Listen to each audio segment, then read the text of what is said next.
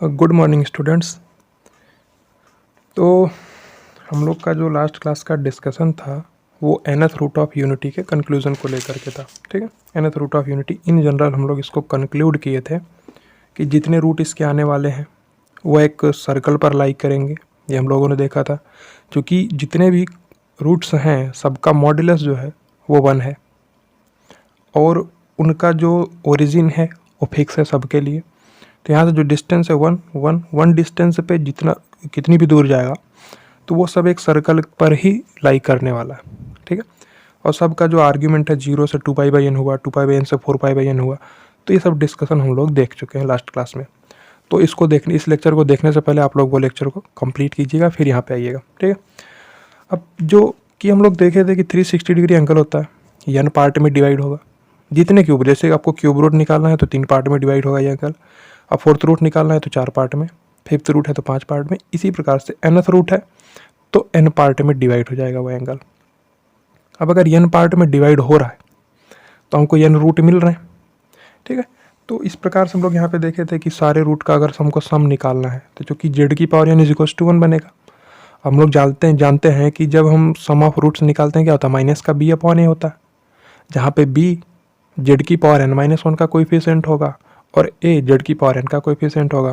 तो z की power n-1 का टर्म तो है ही नहीं, उसका कोएफिशिएंट 0 मान लेंगे तो 0 हमको मिल जाता है सम ऑफ रूट्स। इसका मतलब है सम ऑफ रूट्स यानी कि मूलों का योग। और अगर हमको प्रोडक्ट ऑफ रूट निकालना होता है तो उसका भी डिस्कशन हम लोग देख लिए। सिंपली सबका मल्टीप्लिकेशन करा दो, 1 इंटू e की पावर 2π/n, e की पावर 4π/n, सबका मल्टीप्लिकेशन करा दीजिए। आपको क्या मिलेगा, ये वैल्यू -1 की पावर n-1। तो ये डिस्कशन हम लोग देख चुके हैं। तो आज की क्लास का हम लोग का जो टारगेट है वो क्या है, कुछ एग्जाम्पल्स को सॉल्व करना। ये सॉल्व एग्जाम्पल का लेक्चर है। इसके बाद हम लोग प्रैक्टिस क्वेश्चन का अलग से लेक्चर लेके आएंगे जिसमें अच्छे क्वेश्चन सॉल्व करेंगे। ये जो है क्वेश्चन जो भी आने वाले हैं वो बेसिकली केवल आपका कॉन्सेप्ट मजबूत करने के लिए हैं।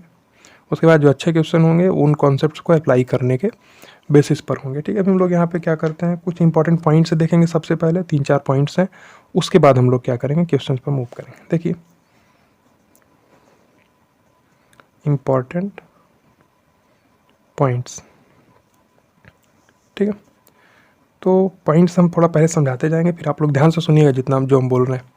इसमें सबसे पहला इंपॉर्टेंट पॉइंट ये है कि जो भी रूट आपको मिले, आपको क्या हुआ, आप जब सॉल्व किए इनको तो पहला पॉइंट का कंक्लूजन हम लोग लिखेंगे। अभी ध्यान से देखिए, हम लोग क्या लिखे, जो सम ऑफ रूट आया यानी कि जो भी रूट इसके आने वाले उनका रूट का सम क्या है, 0 है।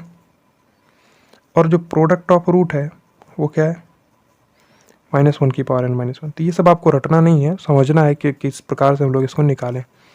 और जो कि z की पावर n था इज इक्वल टू 1, तो z क्या होगा, 1 की पावर 1/n, यानी nth रूट ऑफ यूनिटी है।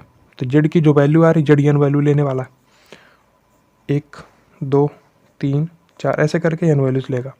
अब वो सारी वैल्यूज़ क्या होती हैं, एक 1 होता है, एक α1, एक α2, एक α3, ऐसे ही एक αn-1 होता है। ये सब चीज़ हम लोग देख चुके लास्ट क्लास में, कोई दिक्कत नहीं। और जो α1 होता है वो क्या होता है,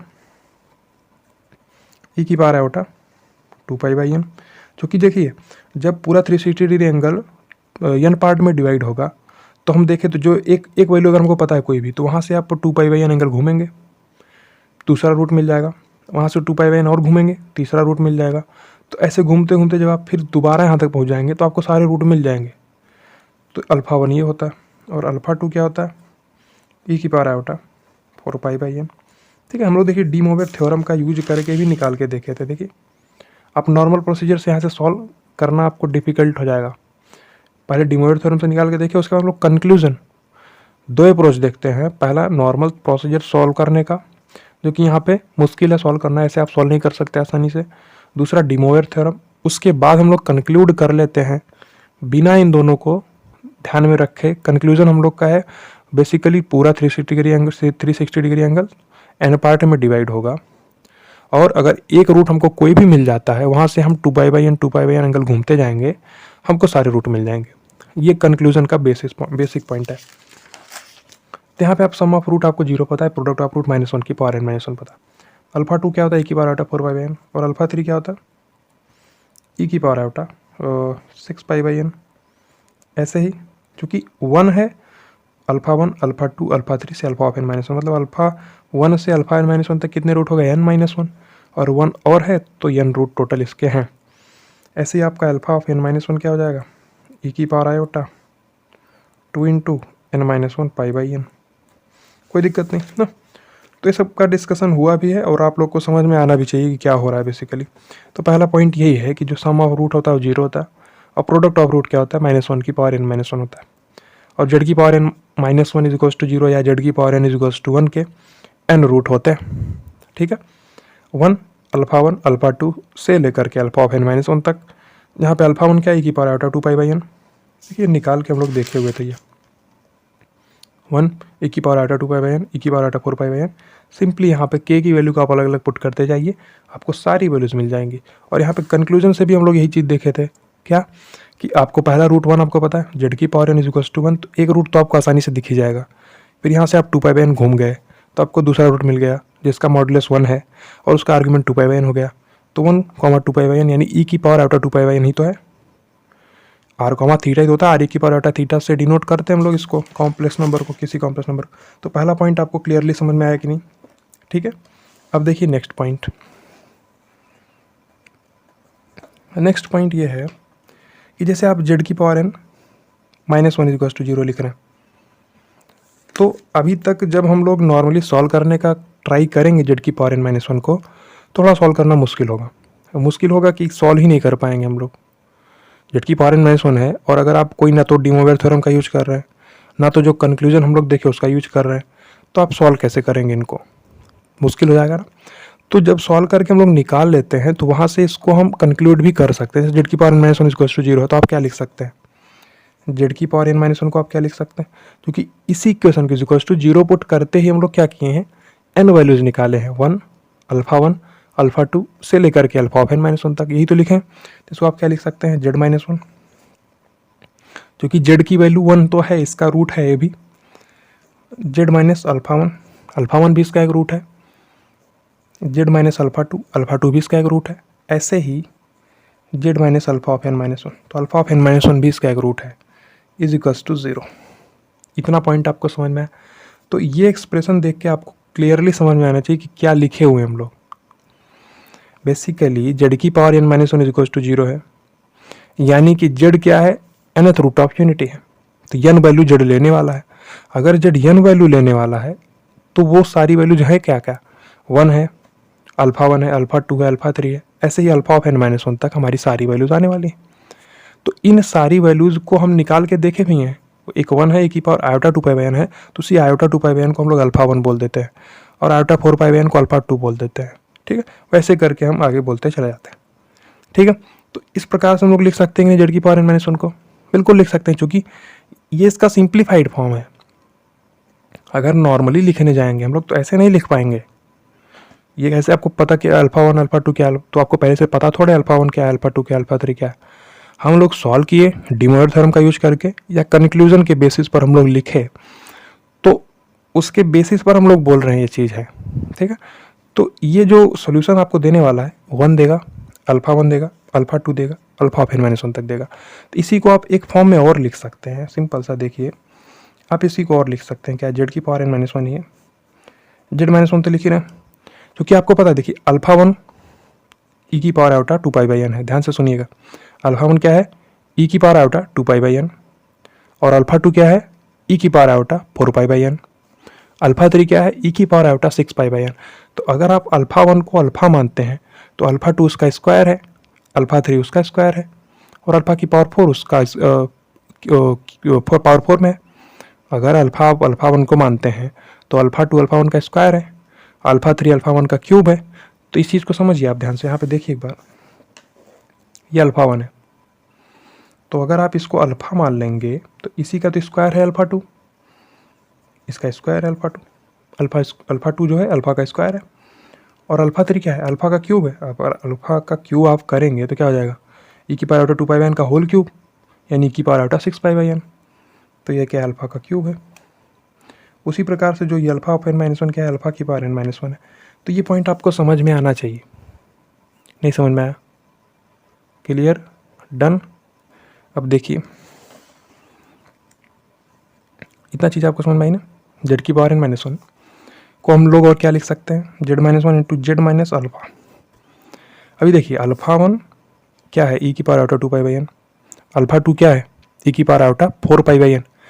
तो अब अल्फा 1 को अगर आप अल्फा लिखेंगे तो अल्फा 2 क्या है, अल्फा इसी अल्फा 1 का स्क्वायर है, तो क्या लिख सकते हैं आप, जेड माइनस अल्फा स्क्वायर।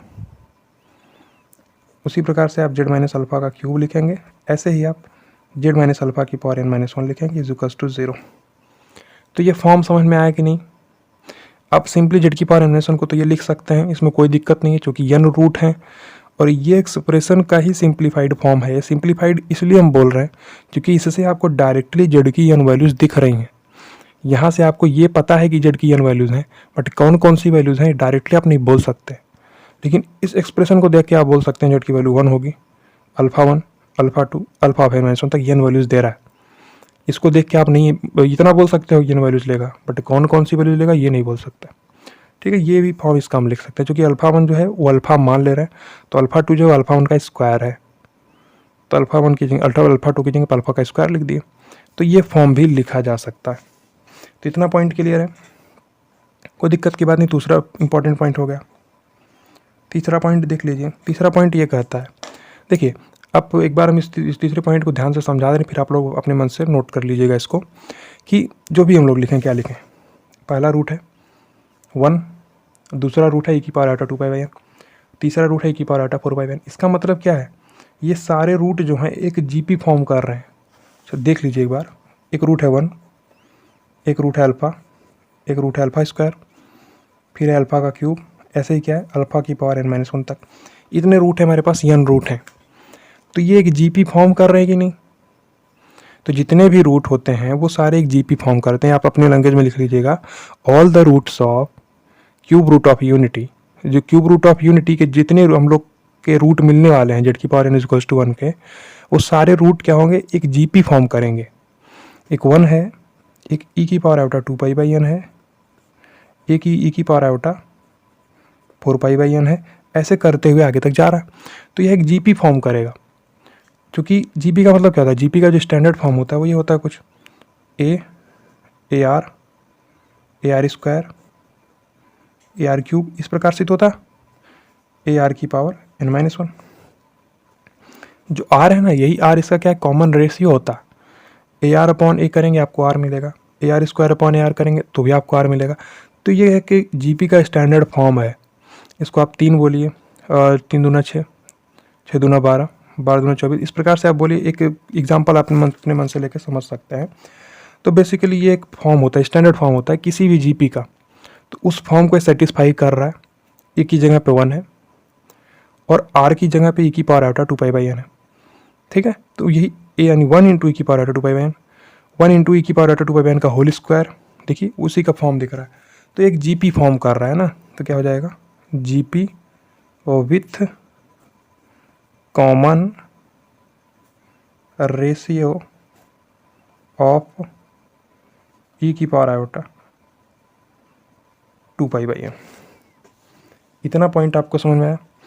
तो एक जीपी फॉर्म कर रहा है और ई की पावर आयोटा 2π/n उसका क्या है, कॉमन रेशियो।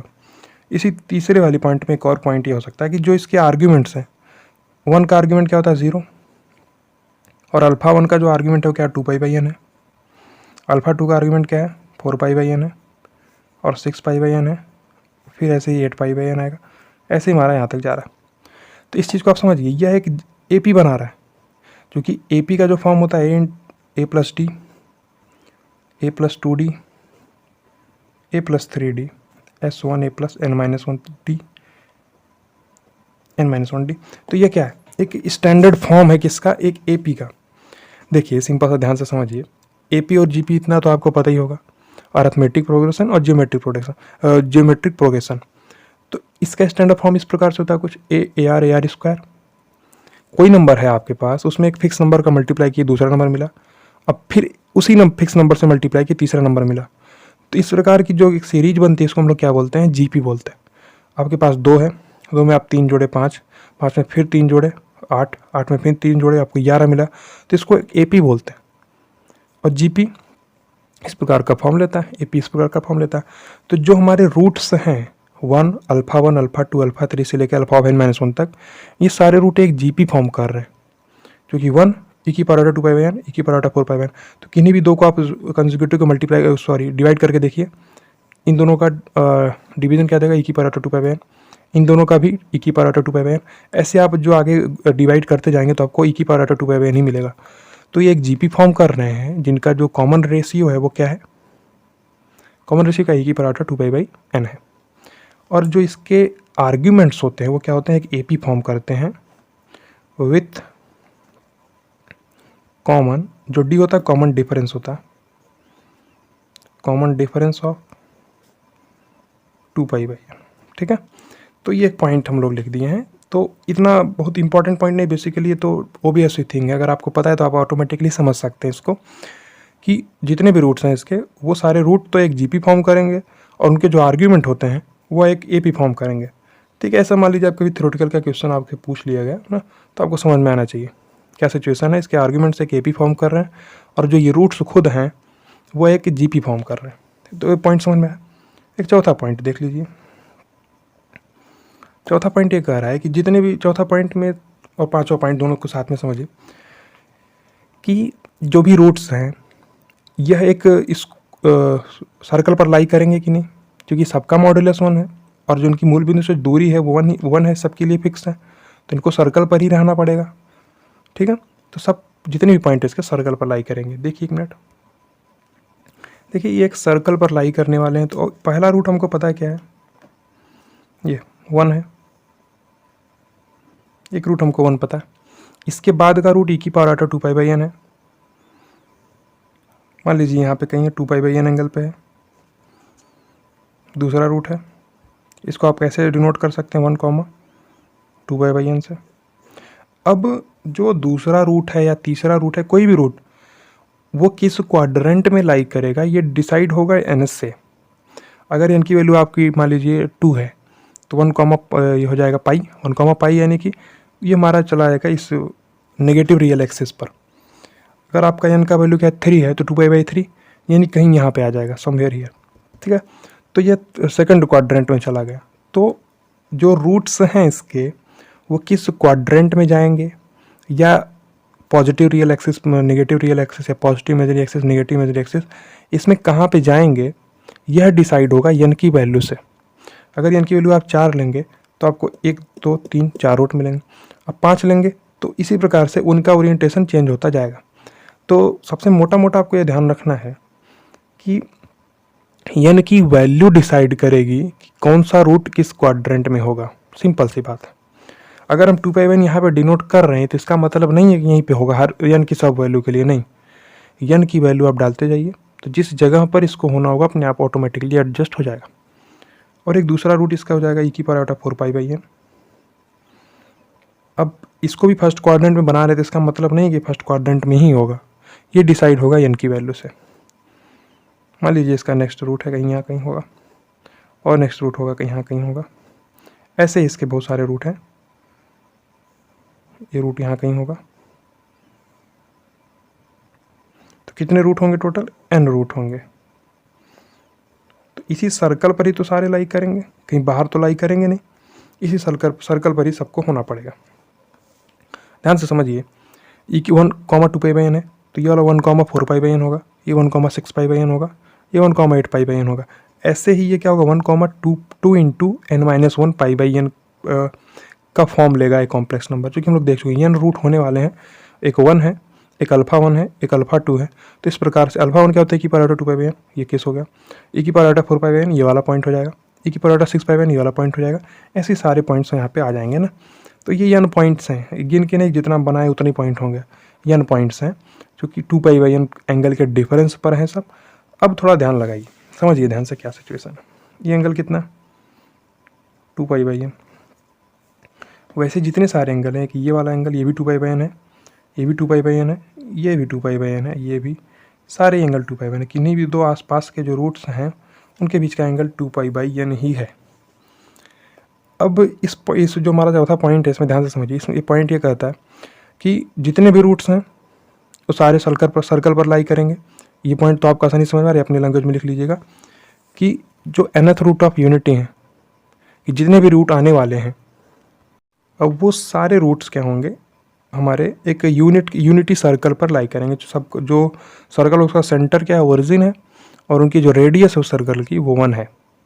ये समझ में आया आपको? अब इसमें एक पॉइंट और उठता है, वो पॉइंट ये है, अगर ये सारे पॉइंट्स सर्कल पर लाई कर रहे हैं और इन पॉइंट्स, जो ये सारे पॉइंट्स हैं, ये एक पॉलीगन के वर्टिक्स, रेगुलर पॉलीगन के वर्टिसेस भी होंगे। इसको ध्यान से समझिए।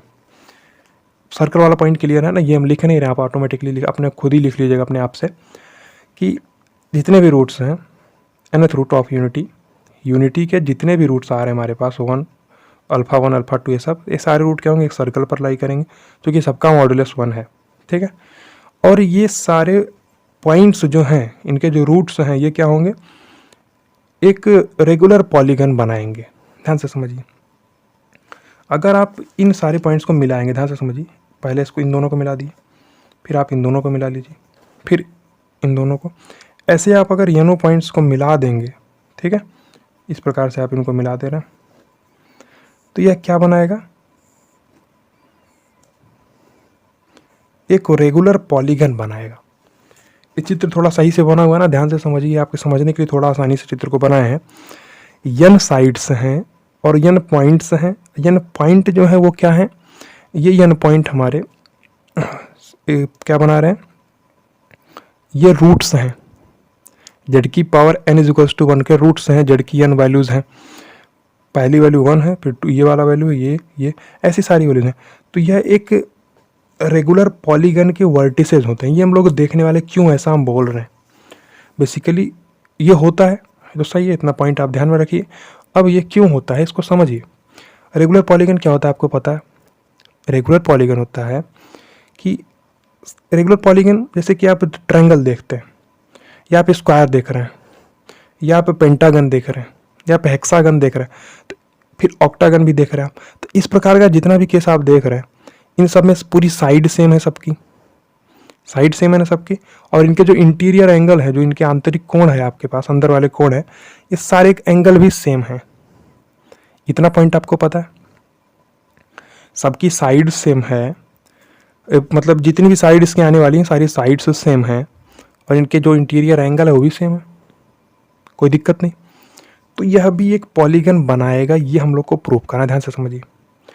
आप इस ट्रायंगल को देखिए एक बार, तो ये ट्रायंगल हम लोग यहाँ पे शेडेड कर रहे हैं, इसको ट्रायंगल को देखिए आप एक बार, इस ट्रायंगल को आप देखिए, इस ट्रायंगल को ध्यान से देख रहे हैं हम लोग जानते हैं कि ये वाली लेंथ ये 1 है और ये लेंथ भी 1 होगी, क्योंकि ये रेडियस है ना सर्कल का, तो ये लेंथ 1 है और ये लेंथ 1 है। अगर हम लोग इस वाली लेंथ को निकालना चाहें, इस ट्रायंगल को देखिए आप, पूरा नहीं, इस केवल ट्रायंगल को देखना है आपको, इस ट्रायंगल को। अगर इस ट्रायंगल में हम लोग क्या करें, ये लेंथ 1 है, ये हमको पता है, और ये लेंथ 1 है, ये भी हमको पता है। इस ट्रायंगल को एक बार थोड़ा यहाँ से निकाल के हम लोग देखते हैं, यहाँ पे ऐसा, ये ट्रायंगल है, ये 1 है और ये 1 है, ये एंगल कितना है, 2π/n है, और ये साइड हमको निकालनी है। ये साइड अगर हम निकाल लेते हैं तो हम लोग ये बता सकते हैं, देखिए अभी तो ये आप समझिए कि ये 1 है, ये 1 है, ये लेंथ है d मान लीजिए, क्योंकि रेगुलर पॉलीगन अगर बोल रहे हैं तो उसकी साइड, सारी साइड सेम होनी चाहिए। मतलब अगर ये d है तो इसको भी d होना पड़ेगा, इसको भी d होना पड़ेगा, इसको भी d होना पड़ेगा। ये हम लोग प्रूफ करके देखते हैं। थोड़ा समझिए ध्यान से कि इस ट्रायंगल को अगर आप ध्यान से देखें, ये 1 लेंथ है, ये 1 लेंथ है और ये d है। अब हम लोग कर क्या रहे हैं, बेसिकली ये ट्रायंगल तो है ही हमारे पास, और जो तीसरा वाला इसका रूट है वो यहाँ पे कहीं चला गया। ठीक है। अब अगर आप फिर इस वाले ट्रायंगल को देखेंगे, जो इसके जस्ट बगल में ट्रायंगल है, ये वाला ट्रायंगल, इस ट्रायंगल को आप देखिए एक बार, जो इसके जस्ट बगल में ट्रायंगल है, जिस हिसाब से शेडेड कर रहे हैं उसको ध्यान से देखिए। पहला जो ट्रायंगल बना, उस ट्रायंगल के लिए हमको तीनों साइड ध्यान से दिख रही हैं, एक 1 है, एक 1 है और एक ये d है, लेंथ हमको पता नहीं है। और जो दूसरा ट्रायंगल है वो जस्ट इससे सटा हुआ है। अब इस ट्रायंगल में ये 1 है, ये 1 है, और दूसरे वाले ट्रायंगल में भी ये 1 है, ये 1 है, और एंगल भी सेम है। तो दोनों ट्रायंगल के लिए क्या है, दो साइड सेम है, एक एंगल भी सेम है। देखिए ये वाला साइड 1 है, ये वाली साइड 1 है, इसके लिए भी दो साइड्स 1 है, और ये 2π/n है। तो इसको तो सेम होना ही पड़ेगा ना फिर, ये ट्रायंगल है 1 1 और डी इसका ये। अब यही ट्रायंगल के जैसा ही तो ये भी है, कोई डिफरेंस थोड़ा है। जैसे ये ट्रायंगल है वही तो ये ट्रायंगल है। ये ट्रायंगल को बस घुमा दिए हम लोग 2π एंगल से, ये ट्रायंगल को बस घुमा दिए तो हमको दूसरा ट्रायंगल मिल गया। उसी प्रकार से इस ट्रायंगल को आप घुमा देंगे वाला ट्रायंगल मिल जाएगा, इस ट्रायंगल को आप घुमा देंगे वाला ट्रायंगल मिल जाएगा। तो सारे ट्रायंगल घूम रहे हैं बस। ये ट्रायंगल आपको, ये जो रेड पेन से जो शेडेड है इसको आप घुमाइए बस, आपको सारे ट्रायंगल मिल जाएंगे। तो बेसिकली अगर हम लोग ये काम कर लें, केवल इसी ट्रायंगल को पकड़ लें और हमको ये लेंथ मिल जाए तो यही लेंथ सारी लेंथ होगी। इतना तो प्रूफ हो गया कि ये रेगुलर पॉलीगन बन रहा है। और अगर रेगुलर पॉलीगन बन रहा है तो इनकी जो साइड्स होंगी इनकी जो साइड्स होंगी वो सारी साइड्स सेम होंगी, और वो साइड का लेंथ क्या होगा ये हम निकालना चाहते हैं। और ये ट्रायंगल है, अगर ये डी हम निकाल ले रहे हैं तो वही डी ये भी है, वही डी ये भी है, वही डी ये भी, वही डी, सारी सब लेंथ जो है इसके डी ही है, क्योंकि एन साइडेड का क्या रेगुलर पॉलीगन बनेगा। तो ये सब अपने लैंग्वेज में आप लिखिएगा। पहला तो ये कि सारे एक सर्कल पर लाई करेंगे। दूसरा पॉइंट ये है कि जितने भी पॉइंट्स हैं ये वर्टिसेज होंगे किसके, एक रेगुलर पॉलीगन के। रेगुलर पॉलीगन का स्ट्रक्चर हम लोग यहाँ पे बनाए हैं। और ध्यान से समझ लिए कि अगर इस ट्रायंगल के बारे में हम लोग डिस्कशन कर ले, ये 1 है, ये 1 है, अगर ये लेंथ हम निकाल लेते हैं तो यही ट्रायंगल के जैसा तो ये ट्रायंगल भी है, इसका भी लेंथ ये डी ही होगा, ये भी डी होगा, तो ये रेगुलर पॉलीगन बनाएगा। ये हम लोग प्रूव कर लिए। तो उसका लेंथ क्या होगा ये हम देखिए, इस ट्रायंगल को देखिए, यहाँ पे देखिए। तो आप लोग क्या क्या अप्लाई कर सकते हैं, देखिए यहाँ से आप दो तरीके से देख सकते हैं। ध्यान से देखिए, अगर हमको ये लेंथ चाहिए डी तो हम क्या कर सकते हैं।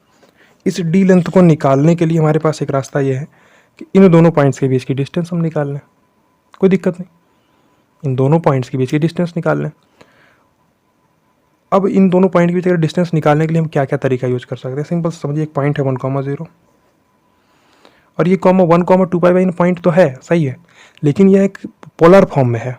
इसको हम कार्टेशियन फॉर्म में कन्वर्ट करेंगे, क्या, cos of 2πn sin of 2πn। इसको समझिए। तो हमारे पास दो पॉइंट्स हैं, एक 1,0 और एक ये है। इन दोनों के बीच में हमको निकालनी है डिस्टेंस। तो आप क्या कर सकते हैं, सिंपल से देखिए, हम लोग तीन तरीका देखेंगे ना, तीनों तरीका हम आपको समझा रहे हैं। पहले तरीका ये, आपके पास ये डी डिस्टेंस आपको निकालनी है। आप क्या कर सकते हैं, 1,0 एक पॉइंट है, दूसरा पॉइंट है cos of 2πn sin of 2πn। तो इनके बीच की डिस्टेंस आप कैसे निकाल सकते हैं, x2 - x1 का whole square plus y2 - y1 का होल स्क्वायर। तो डी आप यहाँ से क्या लिख सकते हैं, 1 - cos ऑफ 2πn का whole square plus sine square 2πn, इसका अंडर रूट, ये डी लेंथ दे देगा। कोई दिक्कत की बात नहीं, आसानी से इसको आप सॉल्व कर सकते हैं। डी क्या सॉल्व करके निकलेंगे, और 1 + cos square 2πn cos square 2πn sign square 2πn 1 दे देगा। 1 + 1 यानी 2, 2 - 2 cos ऑफ 2πn, इसका निकालना है हमको अंडर रूट। अब थोड़ा दो स्टेप यहाँ पे कम करके हम आसानी से लिख देते हैं। इसको समझिए आप क्या बोल रहे हैं। ये तरीका आप अपना सकते हैं, क्योंकि ये पॉइंट 1,0 है, ये point cos of 2πn sin of 2πn है। आसानी से आप लिख सकते हैं। सॉल्व करा के आप डी का मान निकालेंगे। 2 अगर यहाँ से कॉमन निकालेंगे आपको क्या मिलेगा, 2 अगर आप यहाँ से कॉमन निकालेंगे तो मिलेगा 1 - cos 2πn। 1 - cos 2πn क्या होगा, 2 sin स्क्वायर πn। 2 निकाले common, 1 - cos of 2πn, 1 - cos of 2πn क्या हो जाएगा, 2 sin square πn। cos of 2 theta = 1 - 2 sin square theta के फॉर्म से लिख रहा है, तो 1 - cos ऑफ 2πn क्या हो जाएगा, 2 sin स्क्वायर πn। अब 2 × 2 मल्टीप्लाई होगा 4 sin स्क्वायर πn, और 4 का अंडर रूट आप 2 लिख सकते हैं, 2 sin ऑफ πn। तो बेसिकली निकल के आएगा मॉड में, बट मॉड आप ना लगाएं तो भी दिक्कत नहीं है। जो डी की जो लेंथ है वो यही है, क्योंकि मॉड ना लगाने का मतलब ये समझिए, यन क्या है, यन की वैल्यू है 1 से बड़ी, 1 या 1 से बड़ी, 1 2 3 4 5 ऐसे आप ले सकते हैं। जब आप यन की वैल्यू को 1 लेंगे तो क्या मिल जाएगा, 2 sin ऑफ पाई, पाई तो 0 हो जाएगा sin पाई, कोई दिक्कत नहीं। तो डी की वैल्यू क्या आ जाएगी, 0। अगर आप यन की वैल्यू को 1 रख रहे हैं, 1 रखने का मतलब केवल एक ही रूट इसका आएगा। जब आप यन को 2 रखेंगे तो 2 sin ऑफ π/2, तो आपको क्या मिलेगा, sin ऑफ π/2 यानी 1। तो जो उसकी लेंथ है वो क्या आ जाएगी, 2, और sin ऑफ π/2 यानी sin ऑफ π/2 यानी 1, तो 2 लेंथ आएगी। तो बेसिकली समझिए π/n है, n की वैल्यू 1 से बड़ी है, या बराबर है, 1 2 3 4 5 ऐसे है, तो जो एंगल है वो π/2 π/3 π/4 π/5 इस प्रकार का आएगा, और ये सारे एंगल फर्स्ट क्वाड्रेंट में ही आएंगे, तो साइन तो पॉजिटिव देने वाला है। तो सिंपली डी को आप 2 sin π/n लिखिए या मॉड लिख दीजिए, कोई दिक्कत नहीं। एक दूसरा तरीका और अपना सकते हैं आप कि इसको कॉम्प्लेक्स नंबर समझिए। क्या ये डिस्कशन हम लोग क्लास में कर चुके हैं। ये कॉम्प्लेक्स नंबर क्या 1 + आयोटा 0। एक दूसरा कॉम्प्लेक्स नंबर है cos of 2π/n plus iota sine 2π/n। तो ये वाला अप्रोच हम देखेंगे अभी, नेक्स्ट पेज में देख लेते हैं। तो दो कॉम्प्लेक्स नंबर हैं, अब दोनों कॉम्प्लेक्स नंबर के बीच में डिस्टेंस हमको निकालने, तो क्या होता है दो कॉम्प्लेक्स नंबर के बीच का डिस्टेंस Z1 - Z2 का मॉडुलस। ये डिस्कशन हम लोग कर चुके हैं किसी एक क्लास में। समझिए ये होता क्यों, जैसे Z1 को आप मानेंगे x1 + आयोटा y1, इसको मानेंगे आप x2 + आयोटा y2, y2 क्या हो जाएगा x1 - x2 plus iota times y1 - y2। इसके जब मॉडुलस निकालेंगे तो x1 - x2 का whole square plus y1 - y2 का होल स्क्वायर। तो वही चीज़ तो होता है दो पॉइंट के बीच का डिस्टेंस, जो मैं यहाँ पे ऑलरेडी लिख चुका है। तो आप इसका भी यूज करके डी की वैल्यू निकाल सकते हैं, आपको यही मिलेगा 2 sin ऑफ π/n। ठीक है, तो ये वैल्यू आपको यहाँ से भी मिलने वाली है और यहाँ से। ठीक है, तो यहाँ पे Z1 आप 1 + आयोटा 0 पुट कर दीजिए और इसकी वैल्यू को आप यहाँ पुट कर दीजिए, तो सिंपली वही चीज़ निकल के आने वाली है। जो यहाँ पे लिखा हुआ है वही ऑटोमेटिक, वही चीज़ जो यहाँ पे लिखी हुई वही चीज़ यहाँ पे है, बट देखने का नज़रिया थोड़ा अलग है। यहाँ पे आप केवल पॉइंट्स के नज़रिए से देख रहे हैं कि दो पॉइंट है उनके बीच का डिस्टेंस लगाना। आप कॉम्प्लेक्स का जो कॉन्सेप्ट है वो नहीं यूज किए हैं, यहाँ पे आप कॉम्प्लेक्स का कॉन्सेप्ट यूज कर ले रहे हैं। क्या कि दो कॉम्प्लेक्स नंबर के बीच की जो डिस्टेंस होती है वो Z1 - Z2 का मॉडुलस होता है। ये फर्स्ट अप्रोच था, फर्स्ट अप्रोच ए, ये बी अप्रोच है, ये सी अप्रोच है। तो ए और बी अप्रोच आप समझ लीजिए दोनों। अब सी को देखिए एक बार,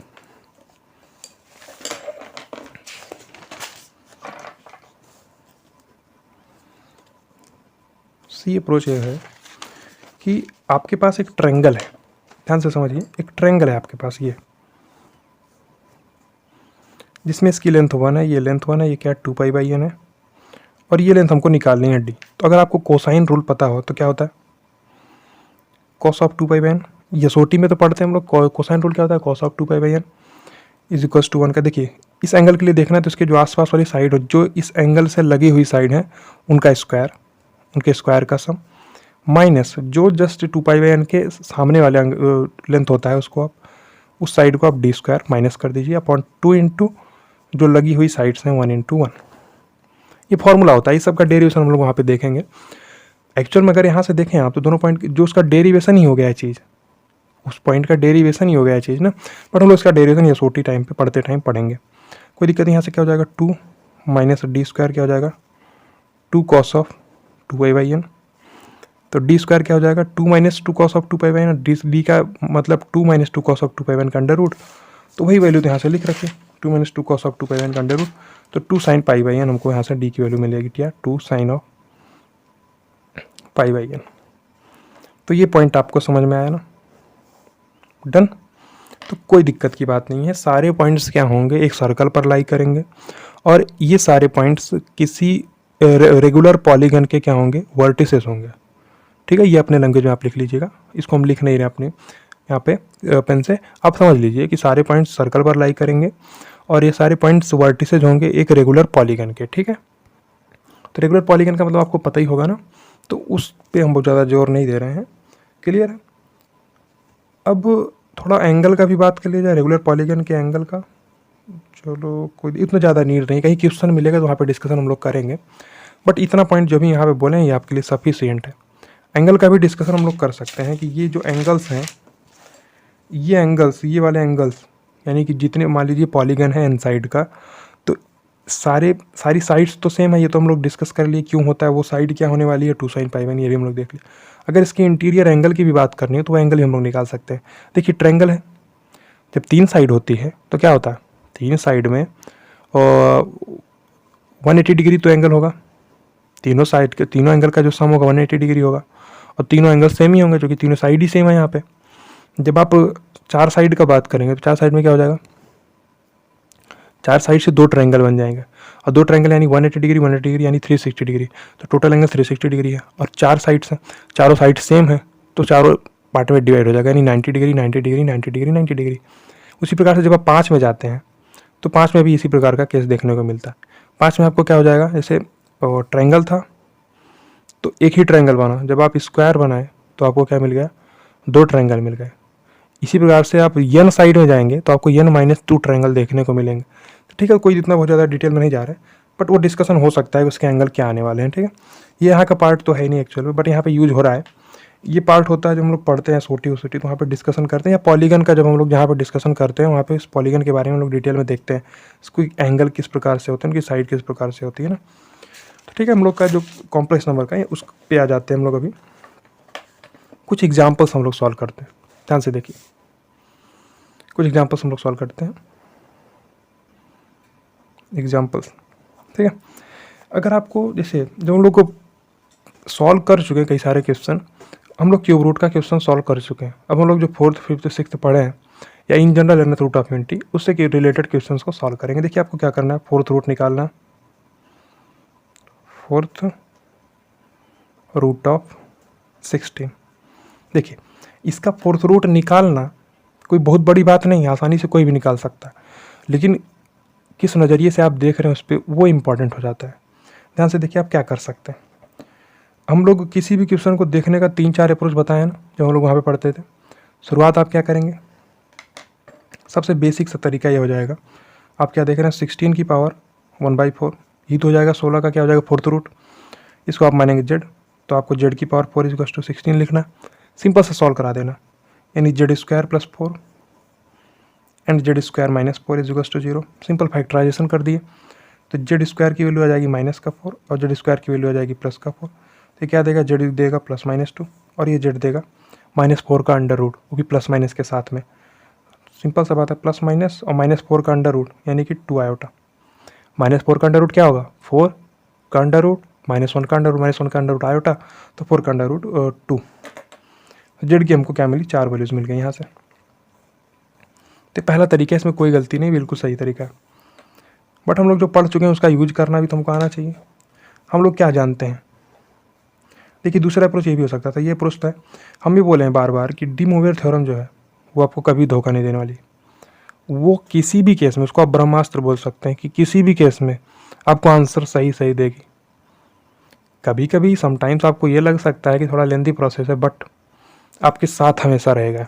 ठीक है, आप क्या कर सकते हैं, 16 को लिख सकते हैं उसका पोलर, उसके एक्सपोनेंशियल फॉर्म में, ए की पावर आयोटा 0 + 2k/, क्योंकि 0 तो इसका एक आर्ग्यूमेंट है, उसमें आप 2k/, ऐड कर देंगे, इसके n नंबर ऑफ जितने इनफाइनाइट आर्ग्यूमेंट्स हो सकते हैं सारे आर्ग्यूमेंट्स को कवर कर लेगा है। इसकी पावर आपको क्या करनी है, 1/4, वैल्यू इसकी आएगी z। फिर आप क्या करेंगे, ये z है, k की वैल्यू को 0 पुट करिए, k की वैल्यू को 1 पुट करिए, k की वैल्यू को 2 पुट करिए, k की वैल्यू को 3 पुट करिए, आपको सारी वैल्यूज यहाँ से मिल जाएंगी। अब 16 की पावर 1/4 क्या हो जाएगा, 2, z की वैल्यू देगा 2, k की वैल्यू 0 पुट किए हैं तो 0, 2 ही मिल जाएगा। अब फिर आप क्या पुट कर सकते हैं, k वैल्यू को 1 पुट करिए तो 2π/4 = 16 e की पावर आयोटा π/2, यानी cos of π/2 plus iota sin π/2, तो क्या मिल जाएगा 2 आयोटा। ठीक है, जब आप k को 2 पुट करेंगे क्या मिल जाएगा, 2 पुट किए तो 4, तो e की पावर आयोटा पाई यानी cos of pi plus iota sin पाई, क्या मिल जाएगा, 16 था माइनस का 2 मिल जाएगा यहाँ से, कोई दिक्कत नहीं। अब जेड को आप 3 पुट करिए, क्या मिल जाएगा, 3 दूना 6, 6π/4 यानी 3π/2, तो cos of 3π/2 plus iota sin 3π/2, cos of 3π/2 हो जाएगा 0 और sin ऑफ 3π/2 हो जाएगा -1, माइनस का 2 आयोटा यहाँ से मिल जाएगा। ठीक है, कोई दिक्कत नहीं, इस टाइप से भी आप सॉल्व कर सकते हैं। पहला मेथड तो है ही, उससे आप सॉल्व कर ही सकते हैं, इससे भी आप सॉल्व कर सकते हैं। तीसरा तरीका ये हो सकता है क्या, कि जो हम लोग जानते हैं, सिंपल से देखिए आपको पता क्या है, अगर आपके पास 1 की पावर 1/4 होता,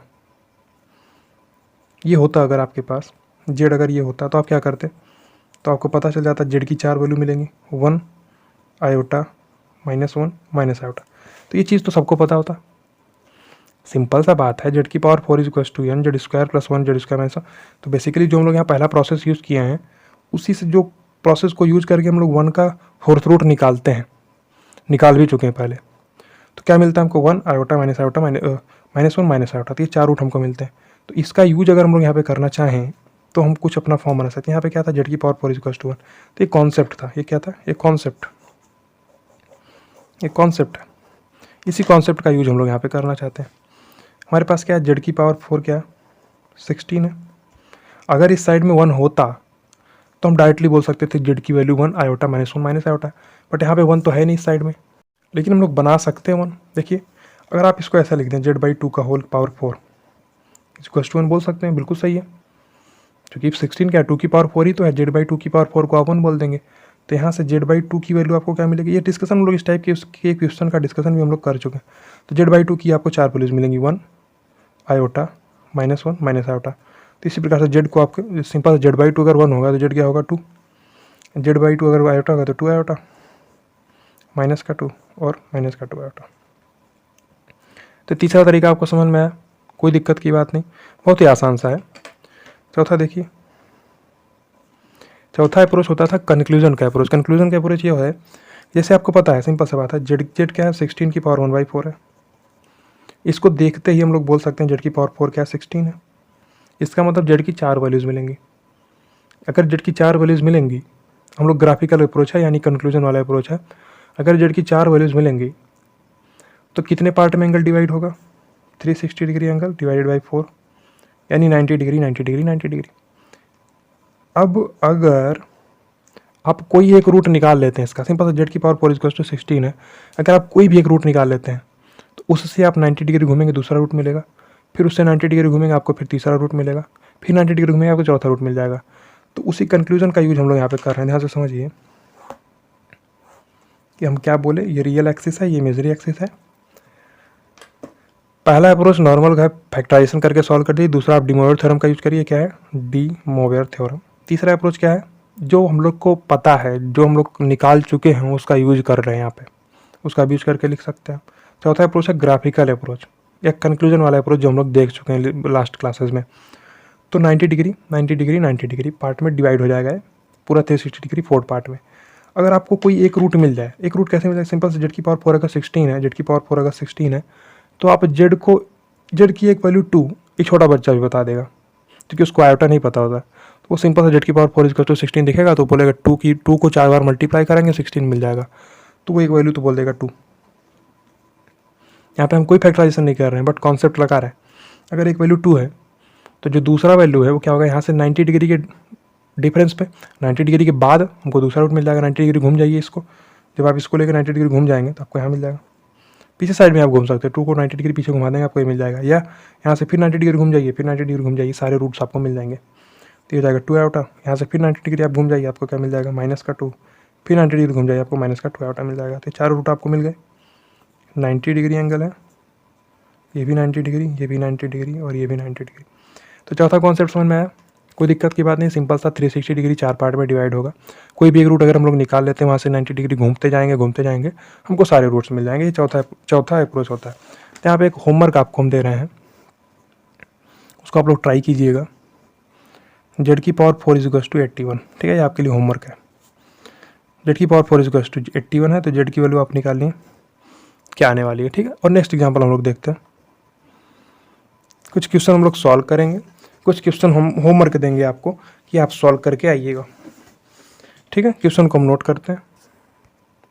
देखिए इस क्वेश्चन को, जेड की पावर 4 की वैल्यू है माइनस का 18। अब ये थोड़ा सा हट के क्वेश्चन है, थोड़ा हट के है। अभी तक जो हम लोग देख रहे थे वो सिंपली जैसे जेड की पावर 4 है, तो कोई एक स्टूडेंट अगर देखेगा ये 10th का 11th का है, उसको तो क्या लगेगा, या 9th का 10th का स्टूडेंट देखेगा जेड की पावर 4 नेगेटिव कैसे हो जाएगा, क्योंकि उसको कॉम्प्लेक्स नंबर का आइडिया नहीं है।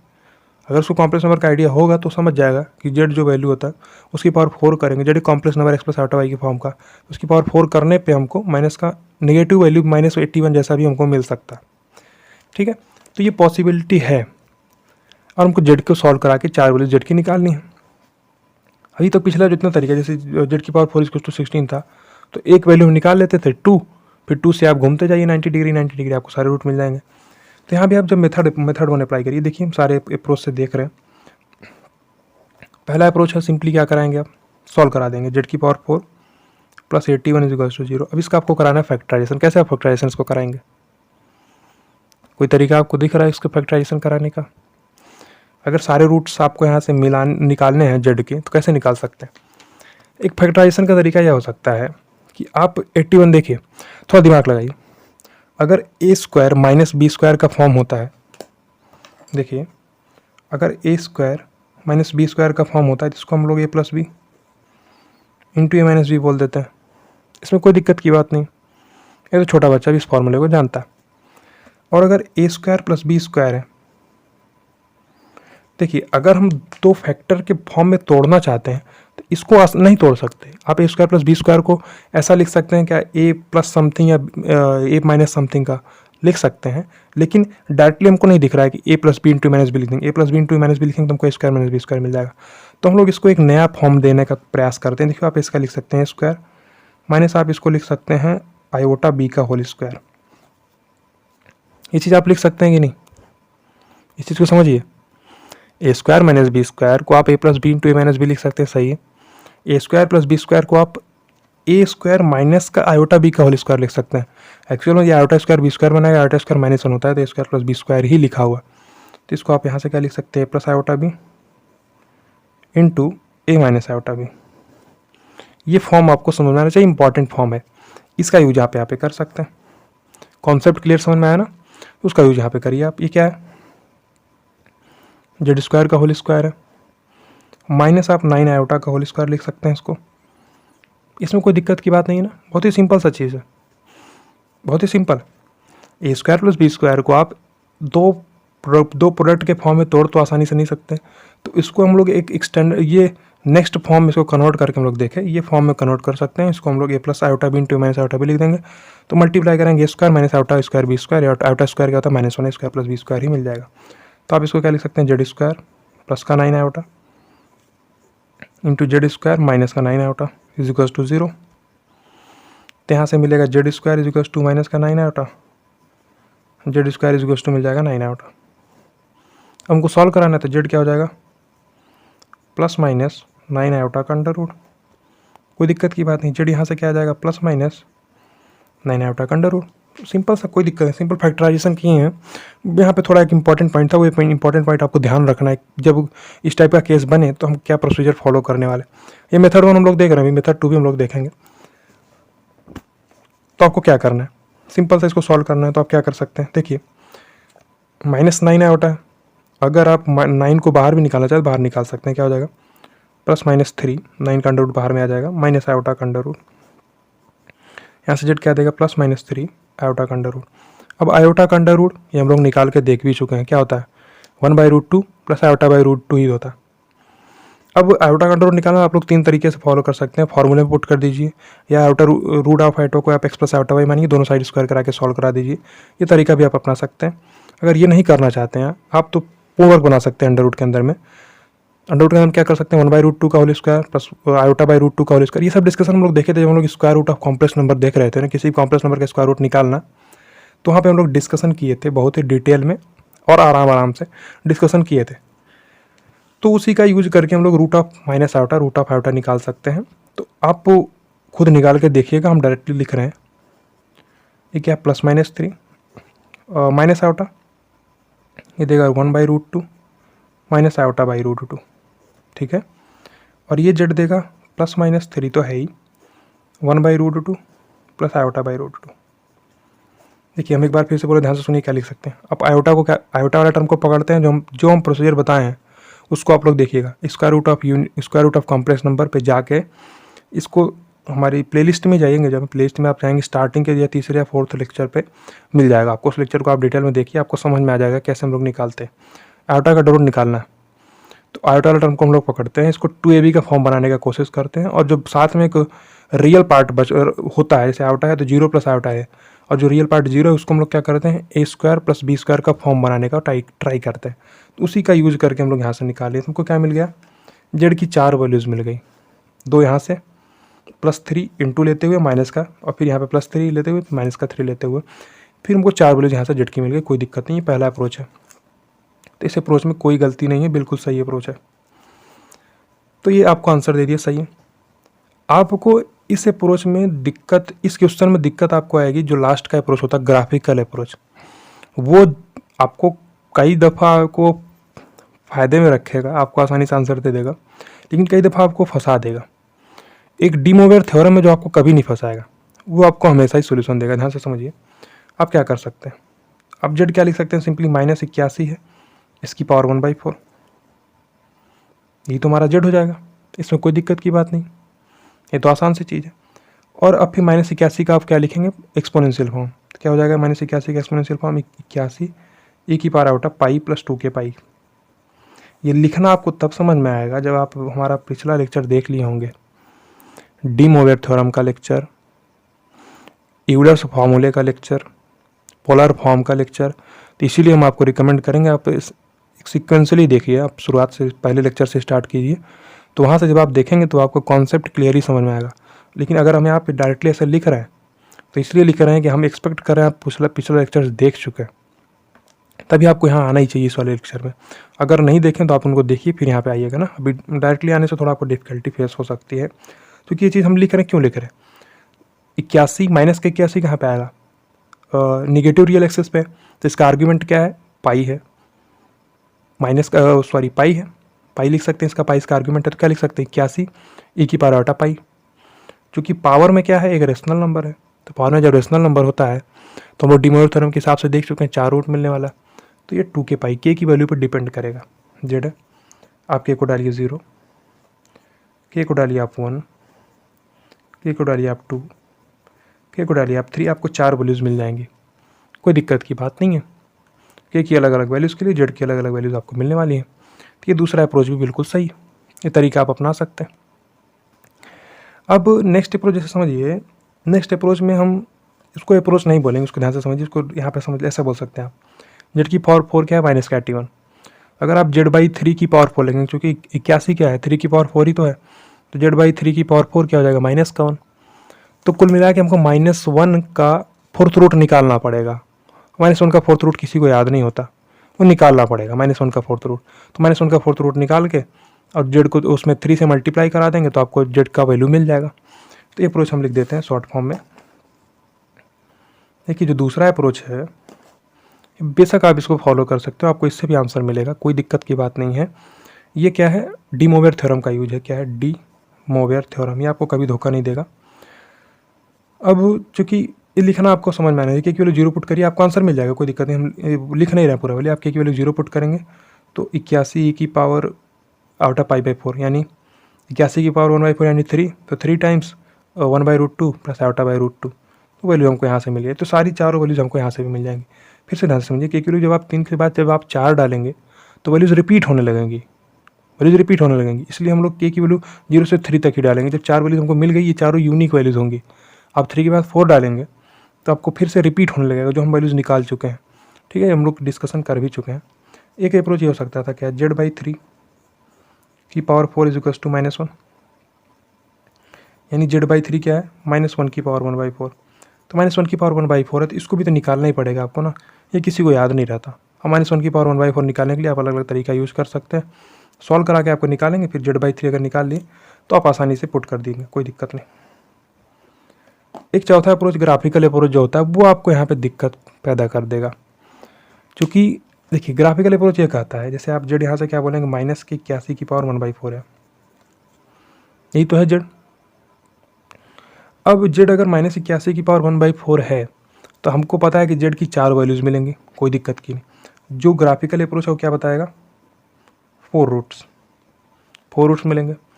इसका मतलब क्या होगा, पूरा 360 डिग्री 4 पार्ट में डिवाइड होगा, 90 डिग्री 90 डिग्री 90 डिग्री। तो एक रूट अगर आपको कोई मिल जाता है, वहाँ से आप 90 डिग्री घूमेंगे आपको दूसरा रूट मिल जाएगा, वहाँ से फिर 90 डिग्री घूमेंगे आपको तीसरा रूट मिल जाएगा, कोई दिक्कत नहीं। तो ये बताता है हमारा जो ग्राफिकल अप्रोच होता है। लेकिन जैसे आपके पास जेड की पावर 416 था, तो आप जेड की कोई एक वैल्यू निकाल लें, वहाँ से घूमते जाएं 90 डिग्री आपको सारे रूट मिल जाएंगे, सही। लेकिन अगर आप यहाँ पे जेड की कोई एक वैल्यू निकालना चाहते हैं तो आप आसानी से नहीं निकाल सकते, डायरेक्टली देख के नहीं बता सकते। ऐसा समझिए, जेड की पावर 4 क्या, -81, तो आप जेड की ऐसी कौन सी वैल्यूज़ रख देंगे कि आपको -81 मिल जाएगा, आसानी से नहीं दिखेगा। अगर जेड की पावर 4 81 होता तो आप जेड की वैल्यू को 3 रख देते, 3 × 3 × 3 × 3 81 मिल जाता, सही है। और 3 मिलने के बाद आप 90 डिग्री घूमते जाते, आपको सारे रूट मिल जाते। तो ये ग्राफिकल अप्रोच यहाँ पे आपको थोड़ा सा यहाँ पे क्या कर देगा, धोखा दे देगा। देखिए आपको यहाँ से भी आंसर मिल सकता है कि आप क्या तो कोई बहुत ही एक्स्ट्रा टैलेंटेड है और जेड की वैल्यू को समझ ले कि ये हो जाएगा, आप इसको पुट करते आपको आंसर मिल जाएगा। लेकिन जनरली हम लोग रियल वैल्यूज देखते हैं। जेड की पावर 4 अगर 16 है तो जेड की इक्वल 2 हमको दिख जाती है आसानी से, हम बोल देते हैं इसका एक 2 मिल गया, उससे 90 डिग्री घूमेंगे दूसरा रूट मिल जाएगा, वहाँ से 90 डिग्री घूमेंगे तीसरा रूट मिल जाएगा। तो ये अप्रोच तो बिल्कुल सही है, कोई दिक्कत नहीं। लेकिन यहाँ पे आपको अगर जेड की पावर 4 -81 है तो आप जेड की कोई ऐसे रियल वैल्यू तो ले ही नहीं सकते कि आपको -81 मिल जाए। आपको जेड को कॉम्प्लेक्स वैल्यूज लेनी पड़ेंगी तभी आपको -81 मिलेगा। तो यहाँ पे आपको ये ग्राफिकल अप्रोच थोड़ा सा धोखा दे देगा, मिल सकता है। आप समझिए, कोई अगर ध्यान से समझेगा तो आपको यहाँ से दिखने लगेगा। अगर हम जेड को क्या रख दें, जेड को हम लोग रख दें 3 e की पावर आयोटा पाई टाइप का रख दें, कोई पाई नहीं आ गया, पाई नहीं रखते हैं तो 3 e की पावर अगर हम लोग रखना चाहें तो क्या रख सकते हैं, 3 e की पावर, जेड को आपको ऐसा कुछ रख दीजिए जिससे कि -81 मिल जाए। तो वो कोई ध्यान से सोचेगा तो समझ में आएगा, लेकिन पहली नज़र में अगर आप देख रहे हैं तो आपको यहाँ से थोड़ा दिक्कत होगा देखने में। अगर जेड की पावर 81 है, जेड की पावर 4 अगर 81 है तो जेड आप 3 सिंपल बोल सकते हैं, कोई दिक्कत नहीं। लेकिन अगर जेड की पावर 4 -81 है तो आपको बोलने में दिक्कत होगा, ठीक है। तो ये ग्राफिकल अप्रोच आपको यहाँ से थोड़ा धोखा दे दे रहा है। तो इतना पहला अप्रोच समझ में आया, तो बिल्कुल सही है, आप आपको आसानी से आंसर दे देगा, कोई दिक्कत नहीं। दूसरा अप्रोच डी मोइर थ्योरम है। तो आपको यहाँ पे सबसे इंपॉर्टेंट थ्योरम ये लगना चाहिए क्योंकि ये हर क्वेश्चन में अप्लाई होगा, हर क्वेश्चन में फिट बैठेगा, हर क्वेश्चन में सही आंसर देगा। ये सब हैं, ये कभी कभी लेंदी हो सकता है, ये कभी कभी धोखा दे सकता है, ये कभी नहीं साथ छोड़ेगा आपका, हमेशा साथ देगा। अब एक एग्जांपल हम आपको होमवर्क देते हैं, उसको भी आप सॉल्व कीजिएगा। जेड की पावर 4, जेड की पावर 4 नहीं है, जेड की पावर 6 है। जेड की पावर 6 है प्लस का 64 इज इक्वल टू 0। इसको आप लोग सॉल्व कीजिएगा, तो हो सकेगा हम लोग नेक्स्ट क्लास में इसको देखेंगे, फिर इसको सॉल्व करके हम लोग आगे बढ़ेंगे प्रैक्टिस क्वेश्चन की तरफ। आपको जेड की वैल्यू यहाँ से निकालनी है, इसको आप लोग ट्राई कीजिएगा। डिस्कशन इसका हम लोग नेक्स्ट क्लास में रखने वाले हैं। पॉइंट क्लियर है? अगर आपको रियल रूट कोई मिल जा रहा है तो फिर आप जो 360 डिग्री एंगल जितने पार्ट में डिवाइड हो रहा है उसके बेसिस पे हम लोग एंगल घूमते जाएंगे, सारे रूट मिल जाएंगे, ठीक है। ये देखिए, आपको खेलना आना चाहिए टॉपिक्स के साथ में। बेसिक कॉन्सेप्ट मजबूत है, आप टॉपिक के साथ खेल सकते हैं। इस टॉपिक में जितना एक्स्ट्रा चीज़ हम लोग कर सकते हैं सारा चीज़ करके देख लेंगे, ठीक है। तो इस लेक्चर को हम लोग यहीं पे एंड करते हैं और मिलते हैं नेक्स्ट क्लास में। आप लोग लाइक कर दीजिएगा ना अपने किसी दोस्त को, अगर जिसको जो पढ़ रहा हो उसको कॉम्प्लेक्स नंबर पढ़ना है या और जो मैथ से रिलेटेड चैप्टर्स पढ़ने हैं तो सब हम लेके आएंगे आने वाले दिनों में। तो डिस्कशन हम लोग रखेंगे डिटेल में, कोई दिक्कत की बात नहीं है। हर चैप्टर का, हर टॉपिक का डिस्कशन हम लोग रखने वाले हैं। तो रिकमेंड करिएगा, लोगों को भेजिए, आप लाइक कमेंट शेयर सब्सक्राइब सब कर दीजिएगा, ठीक है। मिलते हैं नेक्स्ट क्लास में। Thank you so much.